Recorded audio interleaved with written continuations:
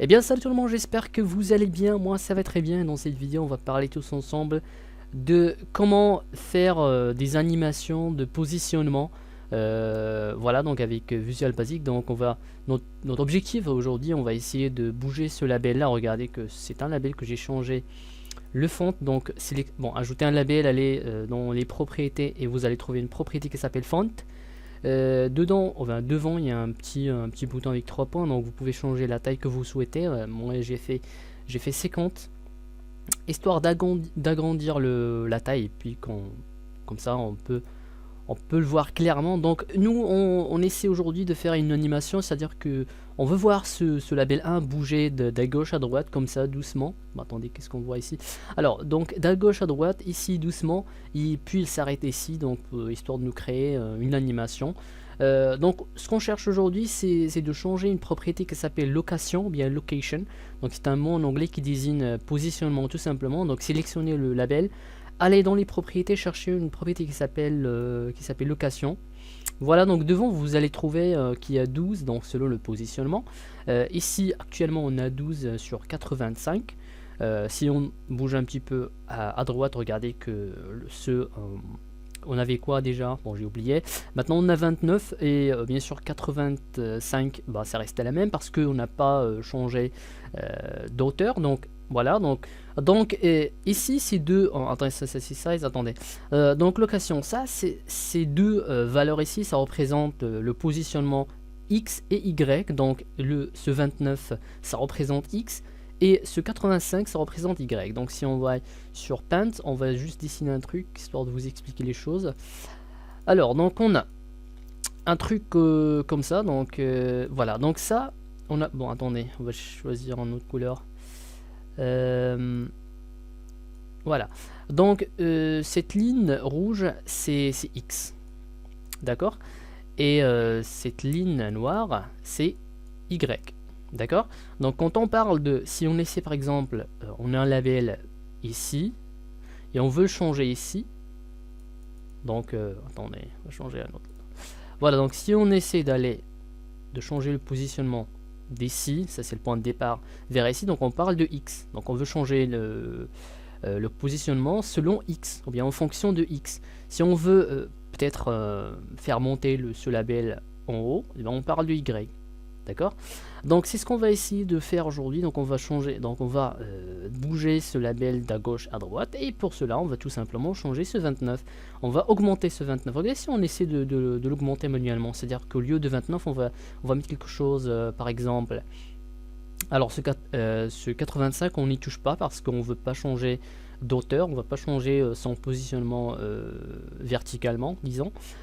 Donc c'est pour ça qu'on va changer que ce 29. Donc on va essayer par exemple de mettre 50. Regardez, hop, voilà, ça a bougé un petit peu. On va mettre quelque chose de plus grand, par exemple 150, donc ça a bougé. Donc voilà, donc vous avez eu l'idée, on change X, on change pas Y. Si on change ce Y là, regardez maintenant que c'est 78. Si on change ce Y par exemple 100, et ben ça va monter, on regardez, hop, voilà. Enfin ça a monté en bas, bon. Ça c'est pour Y, on va voir ça plus tard. Pour l'instant on va travailler qu'avec X. Voilà. Donc notre objectif aujourd'hui, comme j'ai dit, on va bouger ce label de gauche à droite en cliquant sur ce bouton. Donc une fois on clique, on veut voir ce projet X7, ce label là bouge petit à petit vers la droite. Donc n'oubliez pas qu'on veut faire une animation, on ne veut pas juste bouger, cliquer et hop soudainement il saute vers l'autre côté. Non, on veut voir ça en temps réel, on veut voir ce mec là, ce label bouger de gauche à droite. Voilà, donc on va double-clic sur le bouton et première chose, on va déclarer, on va faire une importation. Elle est juste la première ligne ici, la toute première ligne, et faites import. Donc voilà, donc on va importer system.trading. Voilà, donc on a importé ça. Voilà, on va travailler avec plus tard. Maintenant on va changer la propriété location, mais en fonction de X. Et pour cela, première chose, on va déjà, avant de faire le nécessaire, disons, donc je vais juste vous montrer comment changer le positionnement avec les codes. Donc on va faire, donc déjà il faut écrire le nom du contrôle qui est label 1, point, et on écrit location et on fait égal new point, voilà, donc il faut changer le point et en parenthèse, donc on met les deux valeurs. Donc par exemple, on a mis 50,150 par exemple. Voilà, donc ici on a 12, 100. Donc si on veut garder les choses, les mêmes choses, mais à la même chose, on fait 12, 100. Voilà, donc nous aujourd'hui on veut changer x, c'est-à-dire qu'on veut bouger de gauche à droite, et c'est pour ça on va garder 100 le même, on va pas toucher à 100, mais on va changer 12. Et ici on peut faire par exemple 200, voilà, et maintenant si on lance l'application, on va attendre le lancement de l'application, on va cliquer, hop, voilà, ça a bougé de gauche à droite, mais rapidement. Donc c'est pour ça qu'on voit pas d'animation. Et de ce fait, on va donc nous faire une fonction qui s'appelle for loop, voilà, qui va faire l'animation pour nous. Donc on va changer ce location, bien ce positionnement petit à petit. On va changer x petit à petit, tout en gardant y, le même. On va pas toucher à y. Donc voilà, donc commencez par écrire le mot-clé for faites x à s, et on va faire ce type integer, un truc pareil. Je sais pas comment on dit en français ça, mais bon. For x as integer, ou appelez-le comme vous voulez, égal à 0, et on veut ajouter, on va faire pour l'instant, parce qu'on veut faire les tests quand même, on va faire 0 to 100, voilà, de 0 à 10 à 100. Alors ce for loop va tourner 100 fois, on peut même faire 1 to 100. Donc c'est de 1 à 100, donc ce for loop va tourner 100 fois, et à chaque fois il tourne, donc ce x change de valeur. Donc la première tour, ce x égale à 1, la deuxième fois ça égale à 2, la troisième fois ça égale à 3, etc. jusqu'à 100. Donc une fois x égale à 100, donc ça s'arrête. Donc nous on va utiliser ce 100, mais on va utiliser ce x dans ce positionnement. Alors la première chose, on va faire la même chose. Label 1, point, location, égale new point. Donc nous, bon attendez, nous on veut changer ce x, donc le premier paramètre ici qu'on passe c'est x, ici on passe x, bon on va mettre 0, virgule, et ici on veut garder y le même, d'accord? Donc on peut soit aller dans les propriétés et marquer, ou bien voir la valeur de y, regardez que location y c'est 100, on peut soit mettre 100 directement, il n'y a pas de problème, ou bien pour obtenir ce son programmatiquement, on peut faire label 1 point location point y. Voilà, on a obtenu ce y qui est égal à 100. Donc on peut l'obtenir soit ici, soit écrire 100 directement. Donc nous on est intéressé par ce x, pardon. Donc ce 0, qu'est-ce qu'on va mettre x? On va pas mettre x parce que ça va marcher, ça va bouger le label, mais c'est pas comme ça que ça se fait.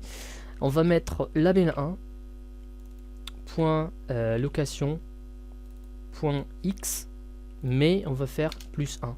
Voilà, à chaque fois on ajoute 1. Voilà, et donc ça va marcher, regardez, ça va, mais ça va pas faire d'animation. Regardez, hop, voilà, c'était rapide, mais donc attendez, on va juste augmenter ça, on va faire 500 histoire de voir le truc bouger. Donc pourquoi on a fait cette importation Trilink? C'est pour marquer une posette, c'est pour faire une posette. On veut changer le positionnement, mais petit à petit, on ne va pas faire les choses rapidement, c'est pour ça qu'on va mettre une posette. Et pour ce faire, on va tout simplement faire treat, voilà, écrivez treat, point sleep, voilà, sleep ça veut dire dormir, posette, ou tout ce que vous voulez. On va faire 50, voilà, donc ça c'est en millisecondes, une seconde ça égale à 1000 millisecondes, donc on va mettre 50, et parce que ce treat.sleep il bug un peu l'application, parce qu'on fait une posette et puis toute l'application se met en mode dormir, en mode sleep, et pour cela on va faire application.doEvent. Ça c'est pour forcer les choses forcer l'application à montrer les choses, et voilà, donc garder l'application stable tout simplement. Alors maintenant on va voir le résultat. Hop, regardez, et ça bouge vraiment doucement. Voilà, mais ça bouge. Donc c'est une animation, mais c'est une animation très très lente. Donc on veut pas ça.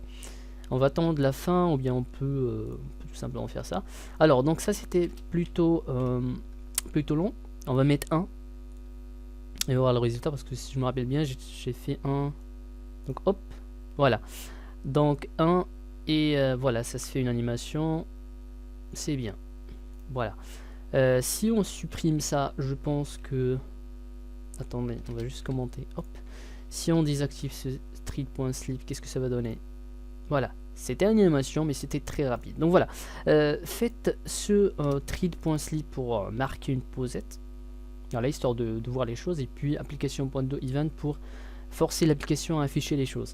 Voilà, donc ça c'est pour horizontalement. Maintenant on va parler verticalement, c'est-à-dire bouger ça peut-être d'ici, ici. Donc on va mettre ça ici. Et donc on va faire la même chose, sauf que on va garder X la même, on va pas ajouter 1, mais on va venir à Y et on va ajouter 1. À chaque fois on tourne, on ajoute 1. Et il faut noter que ce Y change aussi. Voilà, donc on va mettre comme ça et on va cliquer. Voilà, regardez que ce projet X7 bouge vers le bas, parce qu'on a fait 500, c'est pour ça que ça c'est disparu.